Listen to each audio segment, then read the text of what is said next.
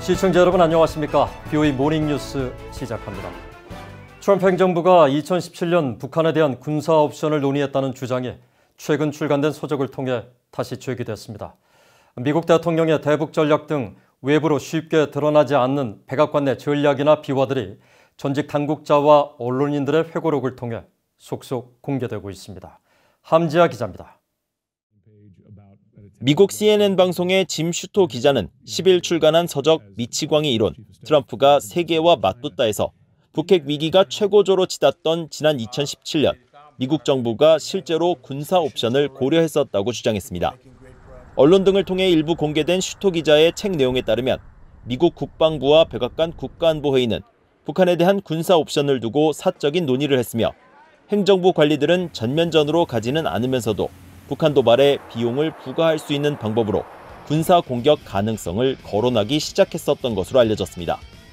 북한은 지난 2017년 6차 핵실험을 감행하고 20여 발의 미사일을 시험 발사하는 등 도발의 수위를 높였는데 이에 대한 대응으로 트럼프 행정부가 실제 군사 공격 여부를 논의했다는 겁니다.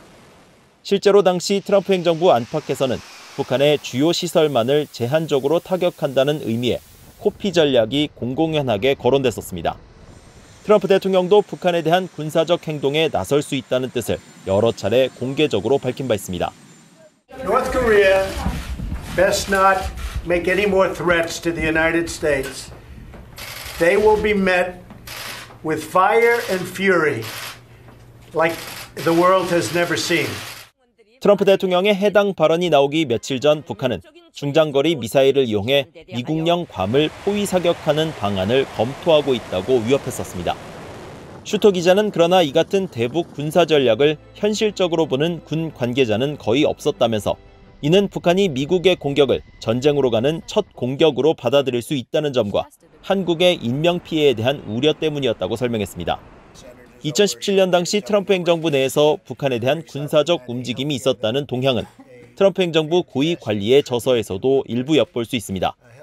니키 헤일리 전 유엔 주재 미국 대사는 지난해 출간한 자서전에서 트럼프 행정부가 북한을 대화의 장으로 끌어내기 위해 미치광이 전략을 사용했으며 트럼프 대통령이 자신에게 군사행동을 포함한 모든 옵션이 테이블 위에 있으며 내가 미쳤다고 생각하게 만들라고 지시했다는 내용을 담았습니다.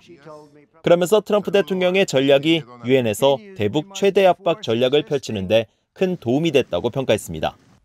이런 가운데 외부로 드러나지 않는 행정부 내 대북 전략에 대해 행정부 출신 인사들과 담당 취재 기자들이 책으로 공개하는 사례가 최근 늘면서 논란이 되기도 했습니다. 존 볼튼 전 백악관 국가안보 보좌관은 지난달 발간한 회고록에서 트럼프 대통령이 싱가포르 미북 정상회담 당시 미한 연합훈련에 대한 축소나 중단을 요구하는 김정은 위원장의 요구를 선뜻 받아들였다는 내용과 북한 문제에 대한 미국과 한국의 시각은 차이가 크다는 내용 등을 밝히면서 국내외 큰 파장을 일으킨 바 있습니다. BOE 뉴스 함지아입니다.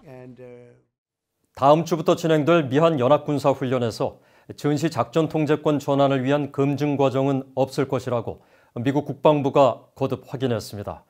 전자권 전환 검증 여부에 대한 미한 양국 간의 미묘한 입장차가 보이는 가운데 미국 내 전문가들은 이번 훈련에 대한 양국 정부의 주요 목표가 다를 수 있다면서도 조건에 기초한 전자권 전환의 중요성을 강조했습니다. 김시영 기자입니다. 미국 국방부는 11일 다음 주 실시되는 미한 연합훈련에서 전시작전 통제권 전환을 위한 작전 운용 능력 FOC 검증은 이뤄지지 않을 것이라고 확인했습니다. 존 서플 미국 국방부 대변인은 이번 연합훈련에서 전자권 전환 관련 검증 절차가 포함되는지 묻는 VOA의 질문에 미국 정부의 공식 입장임을 전제로 이같이 밝혔습니다. 앞서 지난 6일 조너선 호프먼 미국 국방부 대변인이 지속적 연합훈련 실시 이유 중 하나는 전시작전 통제권 전환과 관련이 있다고 했던 발언은 조건에 기초한 전자권 전환에 대한 미국의 약속을 확인하는 차원이었다는 설명입니다. 이번 연합훈련 중 완전 운용 능력 검증 실시 여부와 관련해 한국 국방부는 지난 28일 한국 국회에 제출한 업무보고에서 이번 연합훈련에서의 완전 운용 능력 평가 추진을 언급한 바 있습니다. 또 지난 4일 정례 브리핑에서 FOC 검증과 관련한 질문에 한미 국방당국은 신종 코로나 바이러스 재반 상황을 종합적으로 고려하면서 연합지휘소 훈련 시행 방안에 대해 협의 중이라면서 말을 아꼈습니다. 이와 관련해 한반도 전문가인 스캇 스나이더 미국 외교협회 국장은 한국군에 대한 작전 운용 능력 FOC 평가와 검증 연습은 전자권 전환의 필수적 중간 단계이지만 미국은 신종 코로나 바이러스 상황에서 한국군의 완전 운용 능력 검증보다 미한 연합방위 태세 유지에 더 높은 우선순위를 두는 것이라고 분석했습니다. 또 코로나 방역 차원에서 검증에 필요한 인력과 물자 등의 이동이 크게 제한된 만큼 이번 연합훈련은 완전 운용 능력을 검증할 만큼 큰 규모로 이루어지지 못할 것이라는 설명입니다. 브루스 클링너 헤리티지 재단 선임연구원도 신종 코로나 바이러스 상황에서 미국과 한국이 설정한 연합훈련의 주요 목표가 다른 점을 지적했습니다. The U.S. sees the primary purpose continues to be the maintaining Allied readiness under difficult circumstances of having to curtail them either for diplomatic or medical reasons. The Moon administration is very eager to achieve OPCON transition during its tenure, even though both countries agreed that the transfer would be based on a conditions-based philosophy rather than timeline-based. 워싱턴의 민간단체인 카네기 국제평화재단의 케이트린 보토 아시아 프로그램 연구원은 시간의 문제일 뿐 전자권 전환은 미한 두 나라의 공통과제라고 설명했습니다. Although the Moon administration has focused so intensely on OPCON transfers, I think it's a major priority for the U.S. too. So I think it would be a mischaracterization to say that there's a big dispute between the U.S. and South Korea about whether to focus on readiness or OPCON transfer. I think it's a priority for both. 그동안 미국과 한국 측 모두 이번 훈련에서 전자권 전환에 초점을 두게 될 것이라고 밝혔던 만큼 가능한 이번 훈련을 안전하고 효율적으로 마치는 것이 우선이라는 설명입니다. VOA 뉴스 김시영입니다.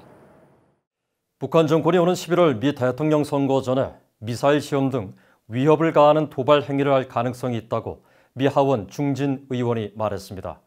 미국 연방외교위원회 산하 동아시아 태평양 소위원장인 아미베라 의원은 11일 미국 외교협회가 주최한 화상회의에 참석해 이같이 밝히고 그러나 대선 전 미북 정상이 만날 가능성은 희박하다고 전망했습니다.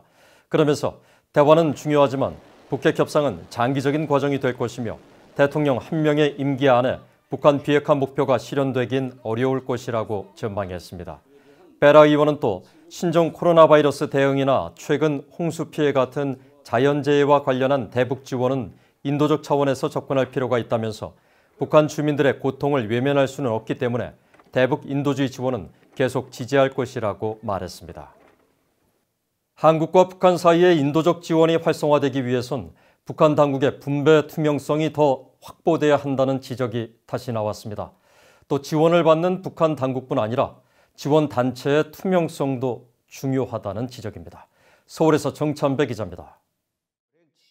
한국의 민주평화통일자문회의 주최로 열린 온라인 강의에서 북한 전문가인 한국서강대학교 김영수 교수는 대북 인도적 지원의 걸림돌은 분배의 투명성 문제라고 지적했습니다. 지원된 물품이 제대로 전달됐는지를 점검하는 것이 국제기구가 북한을 지원할 때 기준으로 삼는 가장 중요한 요소라며 한국 정부나 민간단체의 지원도 이 같은 분배의 투명성 확보가 필요하다고 밝혔습니다. 문제는 가장 인도적 지원에 걸리는 게 분배의 투명성 문제입니다. 우리가 주면 줄 곳에 제대로 갔는가, 딴 데로 빼돌리지 않았는가. 김 교수는 그러면서 북한 당국은 정확한 통계 수치를 공개하지 않고 있어 투명성을 가로막고 있다면서 구체적인 사례를 제시하기도 했습니다. 황사 측정기를 우리가 2개나 줬는데도 황사 측정한 통계를 주질 않아요. 좀 주세요 그랬더니 그걸 뭐 해달라 그러는가. 아니 줬으면 통계를 줘야 황사 측정이 되지 그랬더니 일 없어요. 괜찮답니다. 안 줘도 된답니다.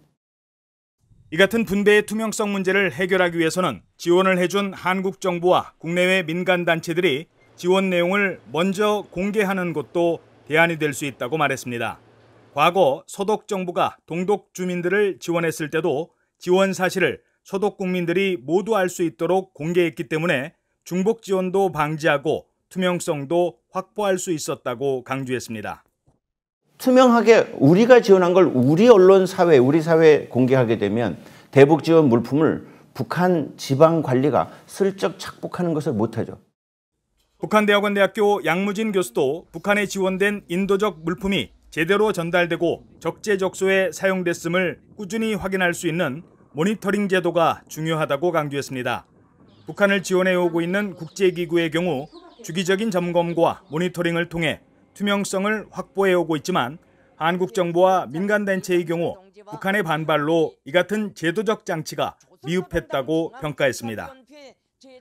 남북한에는 같은 민족으로서 또 특히 인도적인 지원 이 부분에 대해서 민간급이 이 북측에게 모니터링, 이것을 엄격한 모니터링 요구를 할 때 북한이 좀 뭐랄까 상당히 좀 반발하는 그런 사례들이 많이 있었다. 저는 그렇게 알고 있습니다. 투명성 문제는 지원을 받는 북한 당국뿐만 아니라 지원을 해주는 한국 측 민간단체들에게도 요구된다고 전문가들은 지적합니다. 지원을 받은 기부금 등의 정확한 사용 내역에 대한 투명한 공개가 이제는 필요한 때라는 것입니다. 김 교수는 그러나 이 같은 한계에도 불구하고 인도적 대북 지원은 꾸준히 계속돼야 한다고 지적했습니다. 이런 가운데 한국통일부는 지난달 30일 인간단체인 남북경제협력연구소가 신청한 소독약과 진단키트 등 신종 코로나 바이러스 방역 물품 67만 달러어치에 대한 대북 반출 승인을 밝히면서 물품 지원을 받는 북측 단체를 공개하지 않았습니다. 통일부는 문재인 정부 출범 이후 인도 협력 사업의 성사 가능성 등을 고려해 북한 측 계약 주체뿐만 아니라 해당 단체명도 공개하지 않아왔다고 설명했지만 대북 지원에 대한 투명성 논란이 일기도 했습니다.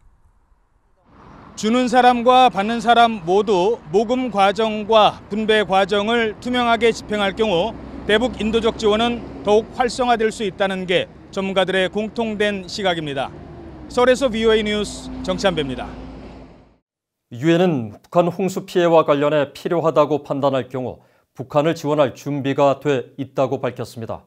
스테판 두자렉 유엔 대변인은 11일 정례 브리핑에서 아시아 지역의 홍수 피해와 관련해 한반도 역시 폭우 피해를 겪고 있다며 특히 북한에선 이달 들어 이례적으로 많은 비가 내려 홍수 피해가 발생한 것으로 파악하고 있다고 말했습니다.